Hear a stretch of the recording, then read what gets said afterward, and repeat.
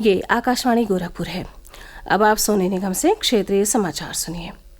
प्रदेश की राजधानी लखनऊ के इंदिरा गांधी प्रतिष्ठान में सोमवार से शुरू हुए ग्राउंड ब्रेकिंग सेरेमनी के दूसरे दिन एफडीआई कॉन्क्लेव का आयोजन हुआ, जिसमें केंद्रीय वाणिज्य और उद्योग मंत्री पीयूष गोयल ने भी प्रतिभाग किया।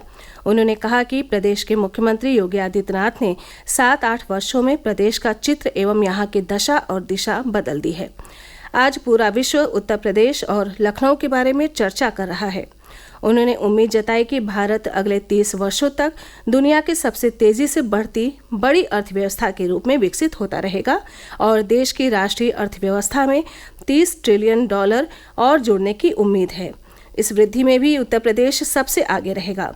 इस मौके पर मुख्यमंत्री योगी आदित्यनाथ ने कहा कि प्रदेश में वर्ष 2000 से लेकर वर्ष 2017 तक के 17 वर्षों की अवधि में जितना प्रत्यक्ष विदेशी निवेश एफडीआई आया, उसका 4 गुना एफडीआई वर्ष 2019 से लेकर वर्ष 2023 के बीच आया है।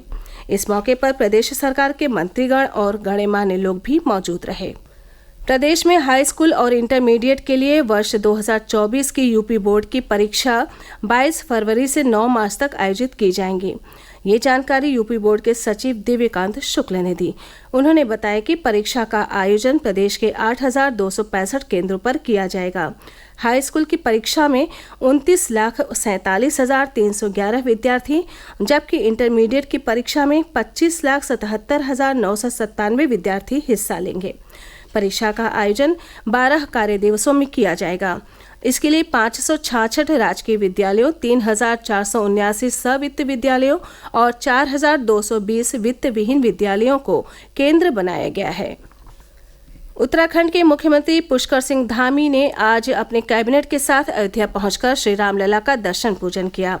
उन्होंने कहा कि उत्तर प्रदेश के मुख्यमंत्री से उन्होंने अयोध्या में जमीन की मांग की है। अगर प्रदेश सरकार जमीन उपलब्ध कराती है तो उत्तराखंड सरकार अयोध्या में उत्तराखंड सदन का निर्माण कराएगी। उन्होंने कहा कि उत्तराखंड और अयोध्या का गहरा संबंध है।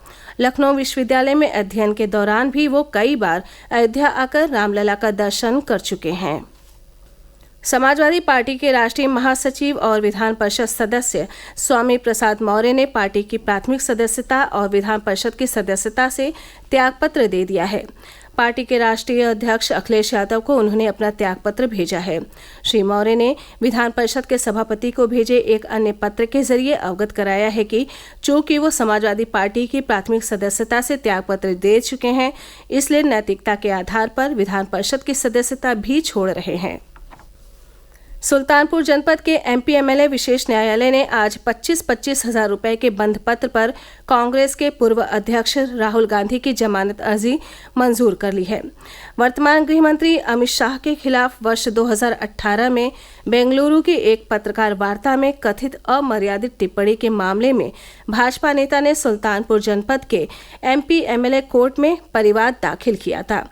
इसी मामले में कोर्ट के स्पेशल जज योगेश कुमार यादव के सामने आज कड़ी सुरक्षा व्यवस्था के बीच राहुल गांधी पेश हुए, जहां सुनवाई के बाद उनकी जमानत अर्जी मंजूर कर ली गई। केंद्र सरकार ने देश में 50 अतिरिक्त अमृत भारत रेलगाड़ियां चलाने को मंजूरी प्रदान कर दी है। रेल मंत्री अश्विनी वैष्णव ने ये जानकारी दी।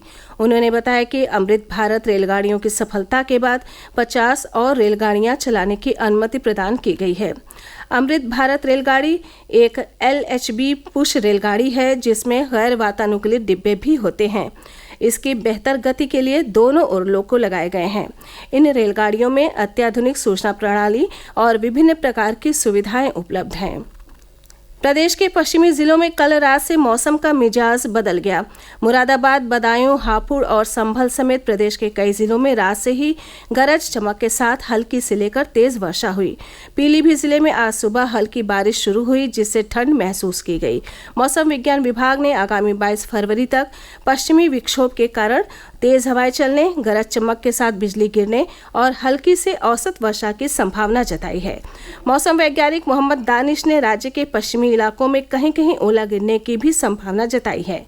मौसम विज्ञान विभाग ने पूर्वी उत्तर प्रदेश के गोरखपुर, देवरिया, कुशीनगर, महाराजगंज, संत कबीर नगर, बस्ती और श्रावस्ती समेत आसपास के कई जिलों में कल गरज चमक और बिजली गिरने की आशंका जताई है। पूर्वी उत्तर प्रदेश में कहीं कहीं तेज हवाएं चलने की भी संभावना है। इसी के साथ ये समाचार बुलेटिन समाप्त हुआ। नमस्कार।